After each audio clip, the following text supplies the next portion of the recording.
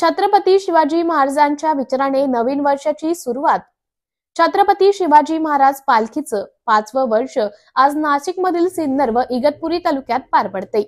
छत्रपती शिवाजी महाराज यांचं वास्तव्य लाभलेल्या पट्टा किल्ला ते गोंदे धुमाला येथील भवानी माता मंदिरापर्यंत असत। छत्रपती शिवाजी महाराजांनी याच गडावर विश्रांती घेतल्यामुळे विश्रामगड म्हणून देखील याला ओळखलं जातं। सुमारे 17 दिवस शिवराय येथे वास्तव्यास होते असं इतिहासकार सांगतात।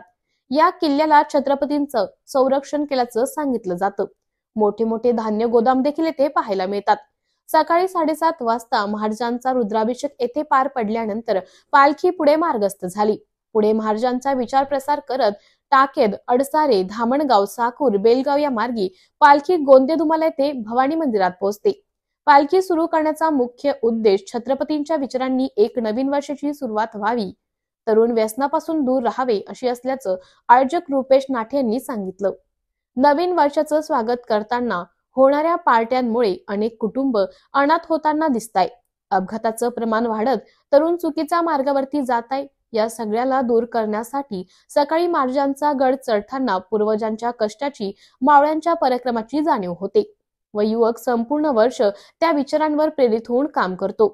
यावेळी उपस्थित रुपेश नाठे, दशरथ मांजुलकर, अजय कश्यप, संजय कश्यप, ओम चौधरी, सुमित कडवे, आर्यन मुडतक, यश जाचक, विजय कश्यप, राम नाठे, आदित्य नाठे, करण गवते, ऋषभ शिरोडे व शिवभक्त उपस्थित होते।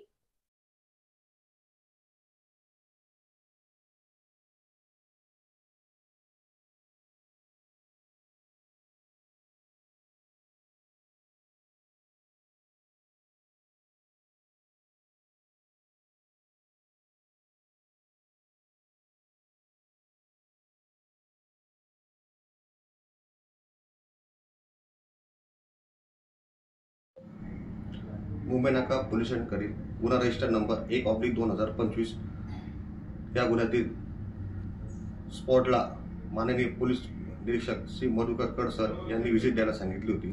तर आम्ही आमचा स्टाफ सर्व तिथं स्पॉटला व्हिजिट दिली।